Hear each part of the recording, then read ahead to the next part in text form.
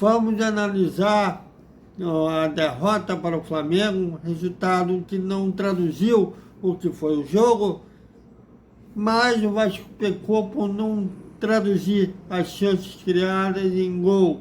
E valeu pela recorde de público. Vê com que quando esses dirigentes não ficam de picuinha, simplesmente lotam os estádios. Vamos falar sobre isso e também uma notícia triste que infelizmente teve violência entre torcedores também. Tudo isso sem edição. Salve, salve galera do Vascão. Aquela máxima do futebol, quem não faz, leva. Foi exatamente isso que aconteceu lá no Maracanã, que o Flamengo venceu por 1-0, resultado que mentiroso, não traduziu o que foi o jogo. Bom, pelo menos no primeiro tempo, cada time teve um tempo de superioridade. Eu acho que começou melhor, teve uma cabeçada do Vigete, que ele não costuma perder, cabeceou em cima do goleiro Rossi. Depois teve duas chances claras com o Gabriel Peck, uma em vez de ele driblar o goleiro, tentou colocá-lo no lado do goleiro como se fosse um gênio, acabou desperdiçando. Teve outro chute perigoso do Gabriel Peck. O Flamengo depois começou a dominar, também tiveram chances, uma delas numa cobrança de escanteio, que o Léo Jorge fez uma defesaça e no rebote quase que marcaram o gol. Enfim, foi um jogo de lá e cá no primeiro tempo. E no segundo tempo o Vasco passou a dominar, perdeu um gol inacreditável, que eu ainda não vi quem foi que perdeu aquele gol. Acho que foi o Paulinho Paula, praticamente sem goleiro. E o Vasco parecia que estava mais perto do gol do que o Flamengo. Quando o time da Gávea abriu o placar, uma bola mal cortada. Bom, antes do lance do gol do Flamengo, teve uma outra oportunidade com o Payet, que ele simplesmente demorou para chutar, hesitou, né, e a zaga do Flamengo cortou. Até eu lembro de ter pensado lá no Maracanã, a diferença dos meio-campistas entre o Payet e o Gerson. Se fosse o Payet que estivesse fosse um lance de um gol do Gerson, fosse do Vasco, a bola sobrasse para o Payet, em vez de chutar como o Gerson fez no gol do Flamengo, ele teria tentado dominar e procurado alguém para tocar.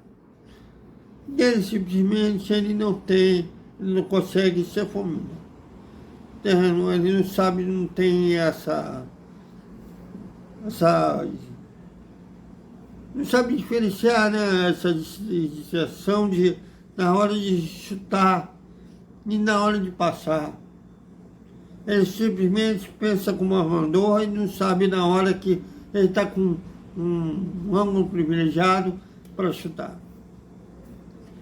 E mais, ainda depois do gol, eu imaginei que o Vasco fosse se abater. Foi desse lado positivo de não ter se abatido. Teve chances de empatar a partida, mas pecou. Eu não entendi a mudança de postura do Paulinho Paula, a mudança tática disso, porque o Paulinho rende mais ele podia ter revezado mais com o Payet, até para confundir a marcação do Flamengo. O Paulinho jogou mais recuado e ao meu ver, o Paulinho não produziu tanto como ele vinha produzindo. Mas o jogo em si, o Vasco não jogou mal, né? Aquele negócio clássico, nos detalhes, né? Uma mínima falta de atenção decide. Não é nem aquele termo de justo, o placar não foi justo.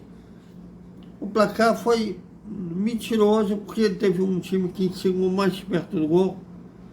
Mas, ao mesmo tempo, a gente não pode dizer que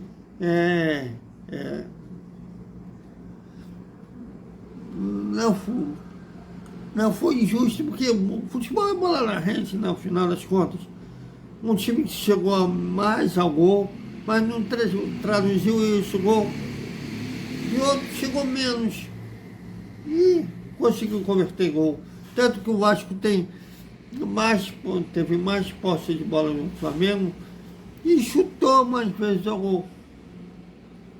Mas no fim, isso não conta. Conta é balançar a rede adversária.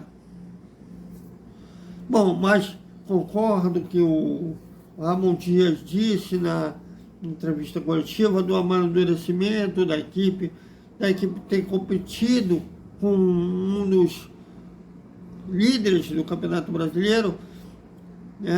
Ainda não sei como terminou o jogo do Fluminense e Bragantino. Quando eu cheguei, o Bragantino estava vencendo a partida.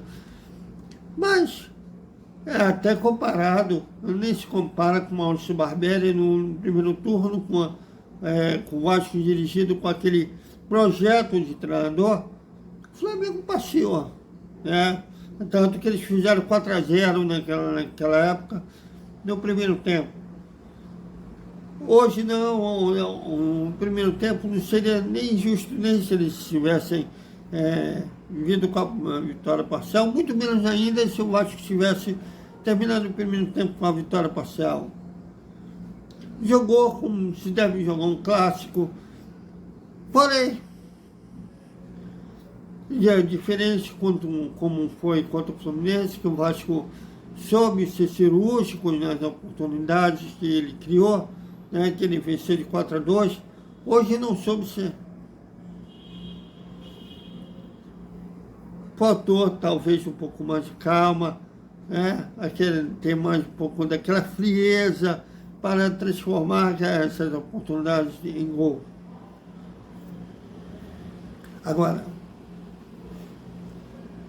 dá um certo otimismo da sequência do Campeonato Brasileiro. E eu sei que o Vasco está na zona de rebaixamento, mas jogando com essa postura, com essa vontade, com essa determinação que jogou, apesar de não ter sido o resultado positivo, para a sequência do Campeonato Brasileiro com adversários diretos, que vai brigar ainda com o próprio Internacional na próxima quinta-feira, até o Goiás, o Cuiabá, que são adversários seguintes no Internacional e fora de casa.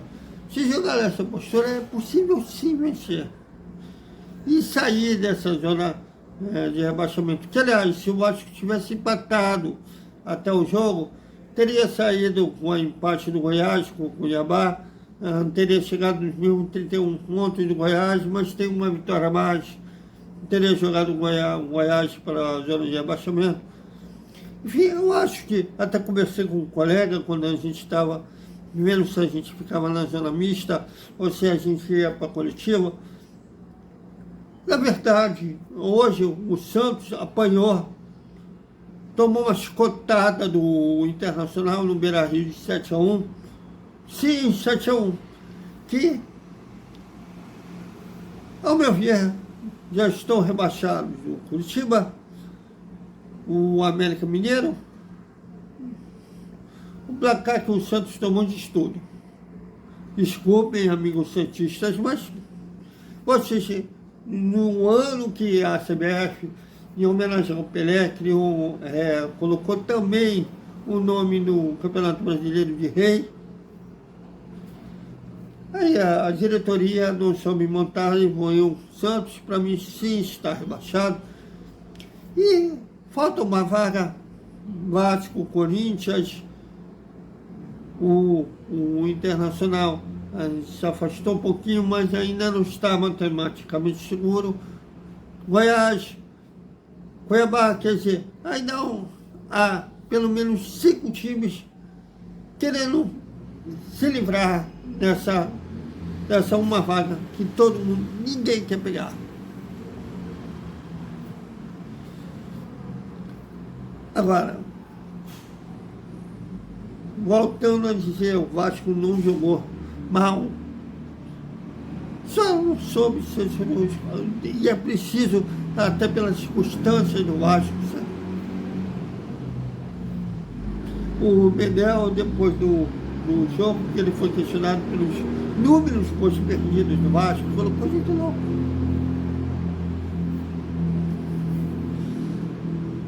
É fácil. Para concluir nossa análise do jogo, infelizmente ficamos sabendo que houve brigas entre torcedores da Zona Oeste do Rio de Janeiro, mas precisamente quando as torcidas iam de trem para o Maracanã, que teve um morto, 3 feridos a bala de fogo e deu uma facada, tomou um golpe de facada. E o torcedor que morreu era vascaíno. Eu queria saber quem ganha tirando a vida da outra pessoa. Que prazer que esses marginais têm de ver alguém, familiares de luto, chorando, inconformados com a perda de um ente querido, ou simplesmente não vestir a mesma camisa que a dele. Não ter o mesmo gosto com um clube que o dele. Eu só queria saber, eu não consigo entender não vou falar em racionalidade para não ofender os animais, mas eu não sei definir ali esse espírito de porco que esses caras têm de querer tirar a vida, querer dar tiro, querer dar facada. Torcedores, eu dou graças ao universo hoje, morar na Zona Sul, e estar mais seguro, entre aspas, porque na Zona Norte da Baixada sempre tem barracos entre torcedores rivais que não sabem, eles não entendem, não sei porquê, que eles são rivais, sim, quando a bola rola, mas não são inimigos.